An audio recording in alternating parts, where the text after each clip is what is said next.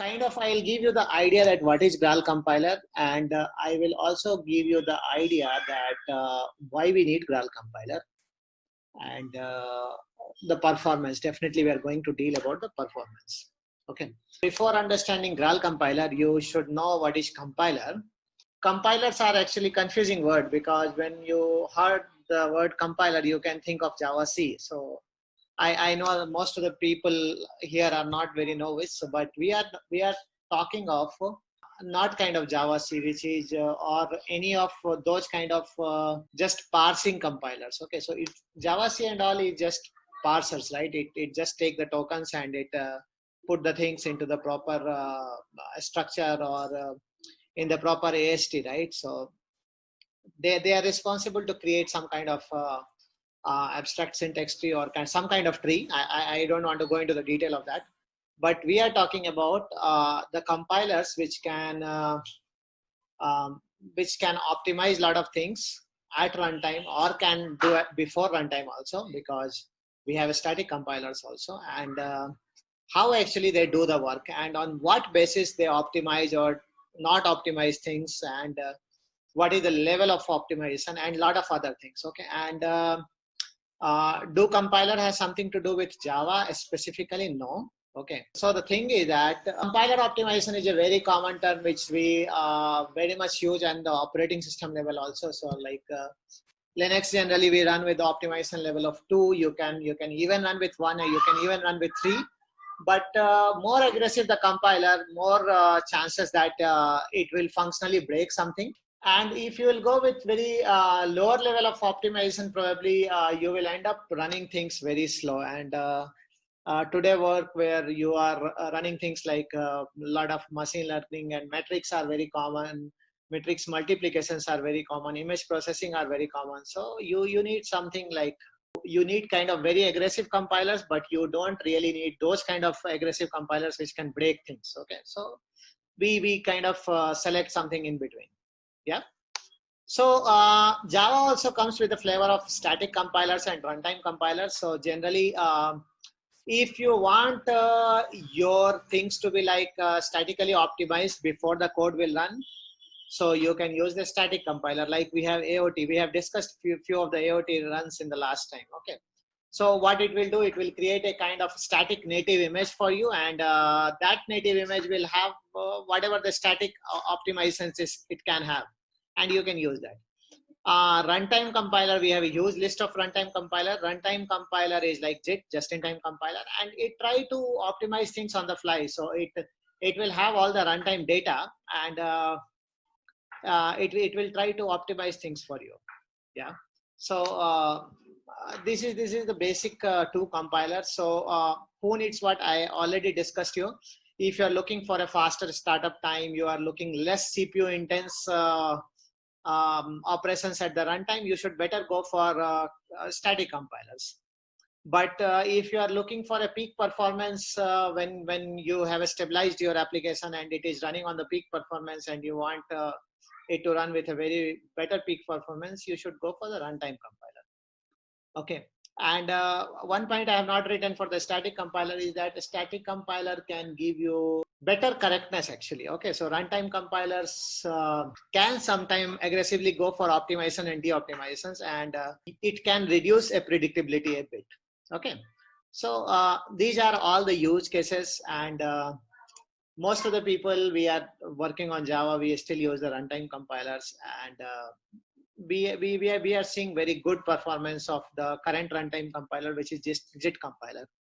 Okay, so list of compilers in Java is actually, first is not a compiler. So you starts with an interpreter, and then you go for the C1 compiler, which is a client compiler, and it's a light compiler. Then you go for the C2 compiler, which is actually a server compiler and do heavy optimization. And then we have the Graal compiler now, which is like the discussion of the today. And we also have AOT compiler. AOT compiler is also from being some time, which is again a Graal compiler written on the Graal, and it's a static compiler. So we will not go and discuss AOT also into the detail. Okay. So we will discuss mostly the Graal, and we will discuss that how Graal can do some performance better than C1 and C2. this talk is, I am not sure that it is going to help you in some kind of interview or not. It's purely engineering talk. I will take you to the details of the thing which generally we use at the time of optimization, and how we actually understand that what to do and where to do. Okay. So JVM arguments to set up, I believe the slides are not, the font is not very small. Okay, so interpreter you can definitely set by -x int. JIT compiler you can set with -x comp. Now you want to set C1 or C2, that's a game. Okay, so generally xcomp set C2 compiler directly. Okay, but we have something called tiered compilation, which is by default true, and that definitely you can see when you will do a Java minus version. I can show you Java minus version. Okay, so this Java minus version is the latest JDK, which got GA'd 2 days before on 15th. And you can see that something like mixed mode is written. And on this Java, if I will grep a kind of flags, these commands are very common and we run.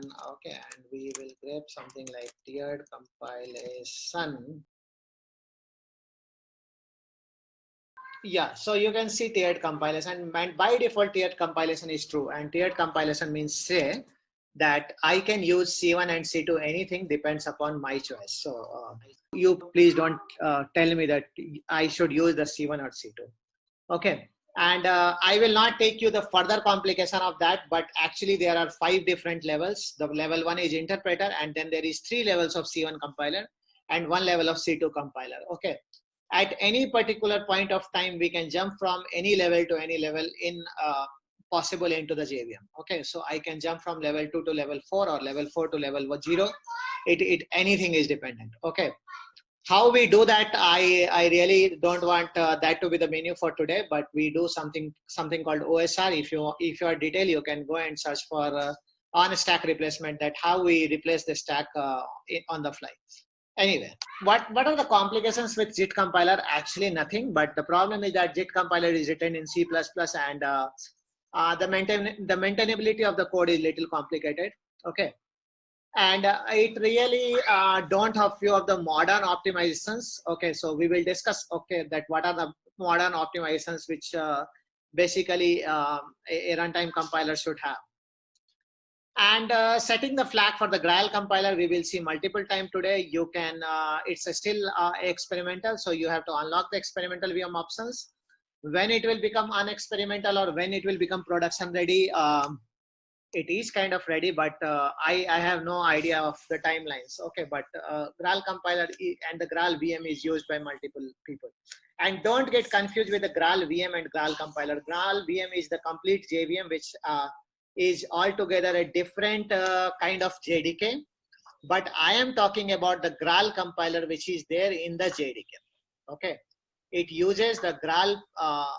It just uses the Graal compilations. Okay, so Graal compiler can be plugged in with any of the language. It's a polyglot compiler, and you can just plug in with any of the language if you have the hooks available, and you can use it. Okay. And definitely you can see that I'm using something like enable JVM CI and use JVM CI. So JVM CI is nothing, it's a JVM compiler interface. So I said that the Graal is like, you can think like it's a third party and you can hook it by the compiler interface.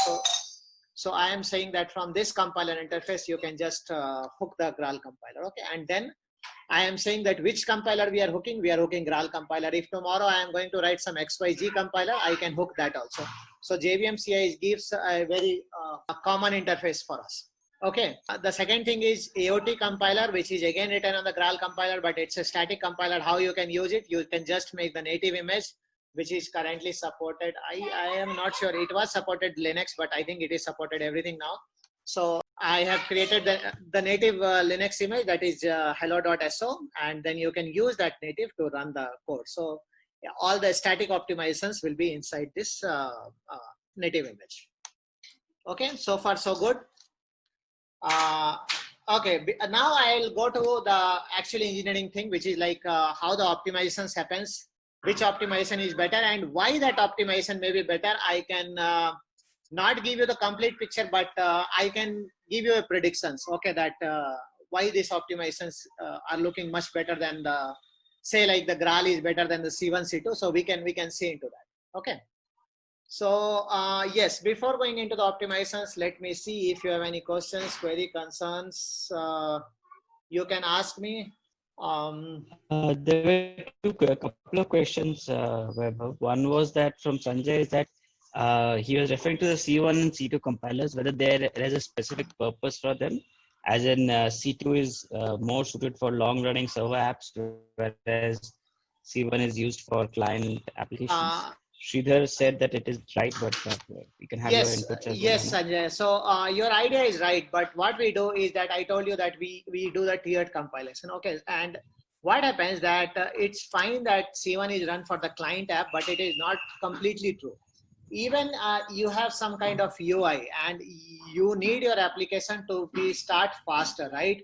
I mean, at least you need to give a sense that your application is running, right? So that's why what we do in the tiered compiler, we move from basically from C1 to C2 most of the cases. Okay, so that the UI or whatever the notification that will be visible to you, and then you should go to the C2 compiler. Okay, so it's a kind of mixed of C1 and C2.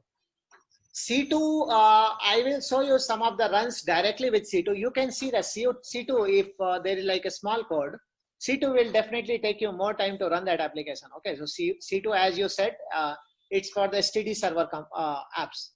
Okay, but moving from C1 to C2 gives us additional benefit. Yeah. How Graal Okay, VM is. so boot with C1 and later Correct. on switch to C2. That's right. That's right. That's right. Okay. Got it. How Graal VM is better than normal JVM? That is the whole discussion we are going to do for next 50 minutes. So don't worry. What is the use of knowing different compiler? What is the use of knowing different compiler? This I also have not able to figure it out, that what is the use, but somehow it makes me happy. Definitely there are many use. I will tell you in the discussion. So currently Twitter works. Twitter have Graal into the production. Okay. So though it's a recording, but it's a general statement by Twitter also. And with the Graal compiler, they are seeing like 11% improvement, 11 to 12% improvement into the Twitter application. Okay. And believe me that if the Twitter is running on cloud, 11 to 12% of performance optimization and some memory optimization, it will be like millions or trillions in terms of money. Okay. So last time I remember that we have Chris Tellinger who works in Twitter and who was the person who actually moved the Graal compiler into the production of Twitter. Okay, so he explained actually even the amount of money they save into the cloud because of just tweaking out Graal compiler into the production rather than using C1, C2.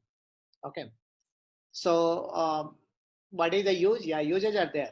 Okay, so uses are there. First of all, I will not say that in any interview they will ask you, but this is totally engineering stuff. So you should know that when you write some code, how the underlying things happened into the application. Yeah. So good to start now. Okay. So the most common optimizations that is available most of the places are called peephole optimization. Peephole optimizations we generally learn into the engineering level also, but the idea is that you should look for the small set of instructions and you should just try to optimize that. Okay, like say like if you are pushing a register into the stack and if you are immediately popping out, I have just taken the details from the wiki page.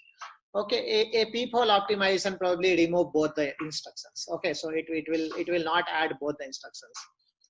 If you are adding A to a peephole optimization may be just a arithmetic shift operation, because arithmetic shift operation is easier in terms of addition, right? So these are like okay. So here I have taken an example from the wiki. Okay, so say like you are doing A equal to B plus C and D equal to A plus E, right? So ideally, if you will see the instructions, what will happen, put B into the register, add C into the register, then copy the value into the A, then copy A into the register, add the value E into the register, and then copy the value into the D. That's a logical way of doing it. But if you will see, if you just can do a p-fold optimization and just taking this to a statement, you can understand that I already have A into the register, right? So I will just do the work after that. So you can see into the next line that you just copy B and then add C and then move into the register A, and just in that only go and add your E value, right? And then copy into the D. Very small optimization, but effective. Very small optimization, but effective. Effectiveness you cannot understand just by seeing these two lines, because your applications will have millions and billions of lines like this. Okay, this is a very simple optimization which is called p-fold optimization. P-fold optimization is very common in most of the compilers. So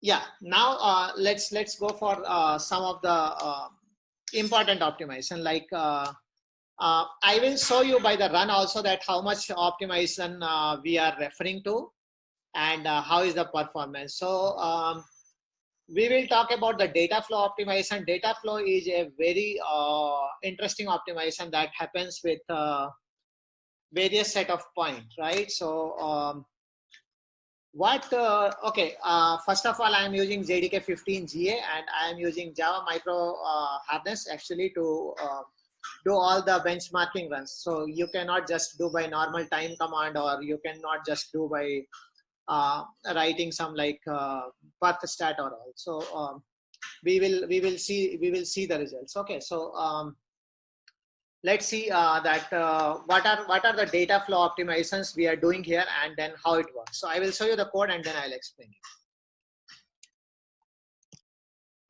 So I have things in SRC which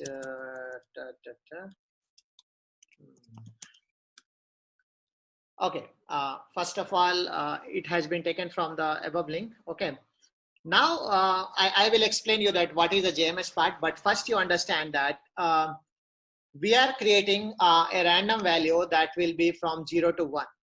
Okay, and now we are putting a condition that if R is greater than 1, add the value into the sum. Now you know this condition is always false, right? This condition is always going to be false. But do you think that our compiler is smart enough to understand that condition is always false? Because it's not a dead code. Okay, because it's not a dead code, because the random statement has written on top of it. Okay, and random will give you a value at the runtime. So is that compiler smart enough to understand that the method from the random method, actually the value that is going to come will always come between 0 to 1, and it will never be greater than 1. Okay, is that compiler smart enough? Let's check it out. Okay, and then second thing, we are don't worry about the things which is written. The second thing is that we are putting again a random value. So the value from will be 0 to 1, and what we are doing is that we are kind of taking it into the circle.radius, and radius is int. So yeah, you can understand that the value can be go this side or that side. Okay, so 50% of the time this will be false, 50% of the time it will be true. Is that compiler smart enough to understand this? And then there is a case of power. Again, it will be always false, so we will check that. Now we are complicated with multiple functions. So random itself will give something, and then math power will itself do a lot of things. So what is the level that compiler can understand that the value that is propagating will giving me a false value, or it will never go to this if condition. Okay, so you can understand that is very much possible that your expression can be a dead code, but it is not a dead code from a obvious regions. Okay, I mean that if that much is there, even a static compiler can work, even your normal IDEs can work. So you can see that we have inserted the logic multiple levels. Okay. So what I will do is that running micro benchmarking is easy. Okay, I have not shown you that what is running in the top.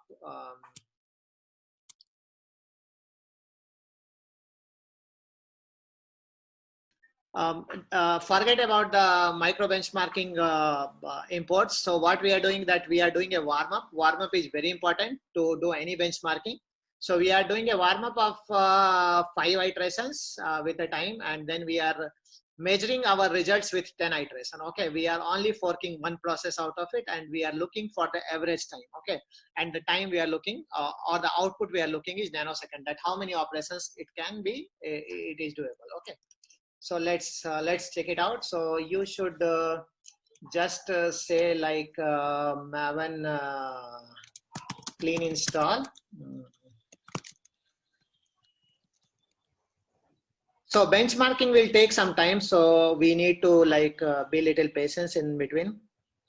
And we should. One question. Yeah, please. The annotations you mentioned, they are annotations specific to the benchmarking tool? Yes, it is specific to Java micro harness. Okay. Okay. Yeah. And any method which you want to benchmark, you should write @benchmark. So that means that method need to be benchmarked. Okay.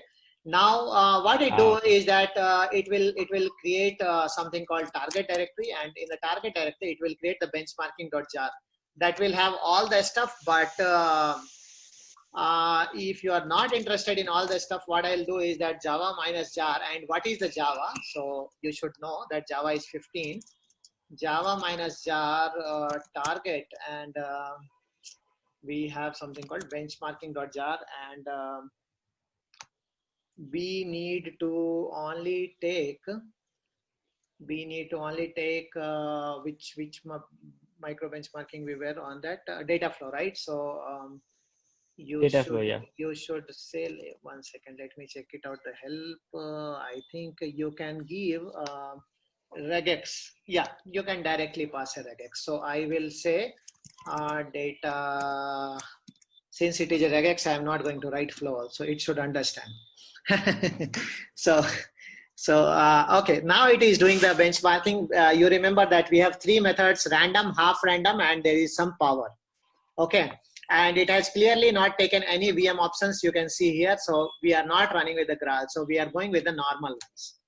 Okay, we are going with the normal ones. So you can see the warm up is done. Yeah, warm up is done. Almost equal time it is taking for the warm up, and then most of the iterations are going out. So it is like doing like 3000 something nanoseconds per operations. Okay. So that means that, okay, let's see, almost equal time for the second. Okay, this is random, that was half random. Even the random and half random is okay. So it gave you the results.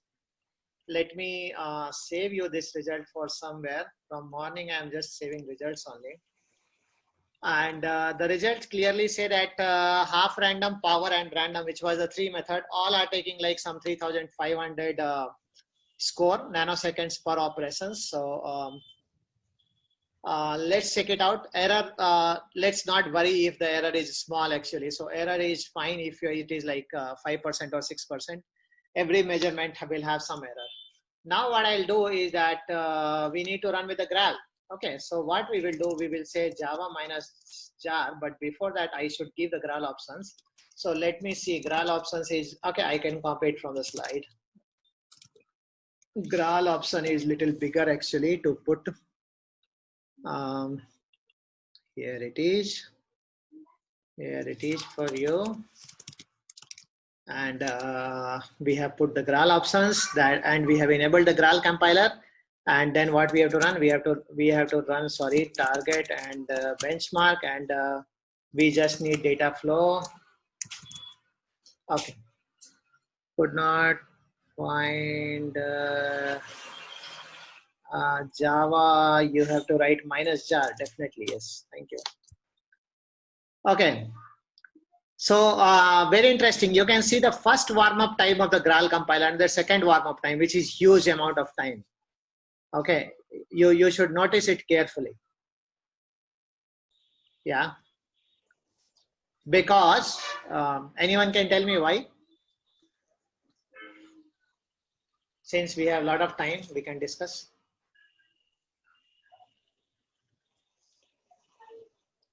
One thing I've noticed is the iterations keep on decreasing. With each iteration, the time kind of slows down. Okay. Obviously, the Okay. warm up is Okay. Okay. What else? What else? Is it like class data sharing? By the way, for your information, Satish, it was you, right? Satish, you can see Java 15 GA. The sharing is on here, right? So the class data sharing is by default on. Okay. Oh, okay, okay. Yeah. So what happens that Graal itself is a lazy compiler. Okay. So if you will just not do the proper heat up, the Graal itself take time to load itself. Till you will not put enough pressure onto the compiler, the Graal will not load itself. Okay. So the first time when the Graal will load itself, you will see a huge amount of hit time. Okay. So very careful with all the benchmarking. That's why I was not showing you with the normal time minus t, which I was showing you from the last many days. Okay. Now, interesting thing for you. So you can see the random means it will always be false, and it should ideally never execute that if condition, right? You can see how fast is the Graal compiler, right? You can compare this speed and you can compare this speed and you can understand the difference. Okay. Half random, yes, even I think the Graal was not able to understand because that is the way compilers work, right? When compiler will do some kind of work, the heat up time means it should continuously go for some iteration of belief on which the compiler is doing. So if compiler is believing that I will never go into this if condition for some iteration, then only it is going to ignore that condition, else it will not do. So what happens in the half random, it will never reach out, right? Because once you are true, once you are false, so compiler will never be able to optimize that condition. And even with the power, you can see, because power condition was also always false, you can see the amount of optimization that Graal compiler has applied. Okay. So actually massive performance benefit. If you will see currently the Graal compiler performance, right? So it is like in place of 3500 nanoseconds per operation, it came out to like 72 nanoseconds per operation. Sounds interesting. Yeah. yeah, it's almost a Vaibhav, I have 50 a question time here. difference. Yes, yes, please, please. Yeah, so I'm not much aware about all these compilers, but I just wanted to clear my basic understanding that compiler is continuously running on the server side, or compiler's job is just to compile the code once and create jar and then stop it itself. Yes. So this confusion I cleared it before. So you should not confuse with compilers like Java-C compiler. Java-C compiler is what you said. That is like it just parse the data and it puts the data for your Java. So we are not talking about that compiler. We are talking about the just-in-time compiler, JIT compiler, or the Graal compiler, which will be always keep running in your production. Okay. It will have all the profiling information of your code, and it will keep trying to apply all the optimizations it has all the time. Okay. You got the idea? Yes, I understood that. So you gave an example, right, of Twitter that they are using Graal compiler. So Yes. does it mean that they are not using JVM for the compiling the Java code? And they are not using C1 C2 compiler. So I have already told you that from a long time the JDK are using C1 C2 compiler, and C1 C2 compiler is C++ based code. Sorry if I should have written all these things into the slide. And now we are working on something called Graal compiler, which is part of Graal VM. Okay, it's all together a different project. Let me see if I can show you the Graal VM page. Vaibhav, any idea on what Graal is written in? Graal is written in Java. Java. Okay. Okay. So this is It's written Graal in VM Java. and Graal compiler. Totally, I will show you the code also. Don't worry. And Graal compiler, since it is written on the Java, the biggest advantage that it becomes a polyglot compiler. So you can see that you can put Graal compiler with any of the language, either it is C++, Ruby, Python, JavaScript guys are saying that the performance is very good. Okay, and not only that, what you can do is that you can go to learn section and learn. See, it is showing you whatever the possible languages in this world. Okay, and you can go to the example, and it is not only about the Java examples. You can see native image and Kotlin examples and JavaScript example was somewhere available. I cannot see it right now. So they have like Polyglot Node.js example. yeah, sorry, yeah, here Node.js example. Okay, so they will tell you the complete performance, how it is working on Node.js. So that's the advantage of them to having it on Java. So what compiler is ready for you, a runtime compiler is ready for you. You can write even the static compiler from that. Just your language should have a hook to take this compiler. Okay, and that's it. You can run it. Okay, this is great explanation. I'll ask that now. Shall I ask a question? Please. Yeah, in fact, this is the interesting point actually I was about to ask. So this Graal VM that we are talking about, right? We recently had this issue. For our data science project, we use R to write our code. Later, as we are using Java application, we will convert that R code into Java and then we'll run it in Java. That's quite a bit of a development effort. Do you think that the Graal VM is the answer for that, where if I have an R code, I can seamlessly work with Java application? So you are asking your opinion from a old software engineer. So we don't give opinions like that actually, because till I will not benchmark your application, I cannot tell you. Okay, so see, I am just showing you those benchmarking where actually Graal compiler is doing a good performance. Even there are a lot of benchmarking available for me where C1 and C2 is still doing much better performance than Graal, and that is what the Graal team is supposed to do, right? So they should be, I am getting all your point. So it's not a performance that I'm talking about. What I'm saying is, when you say polyglot, does it mean that from Java to call R code, it works seamlessly?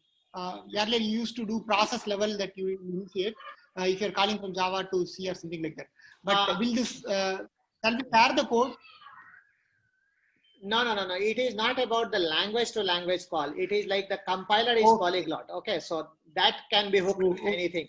The Graal VM can be hooked with any language. In fact, you can say that. So yes, if you want to run your R on the Graal VM, you are very good to go. Okay, you can do that. As long as R has the There's a code called fast R. Yes, in fact, I remember that in this picture I have seen the R somewhere.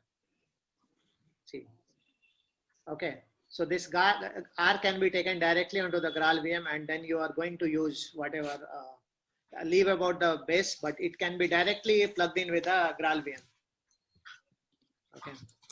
So yes, we will come into that. Okay, we have the benchmark. Okay, we have done the benchmarking. Sorry.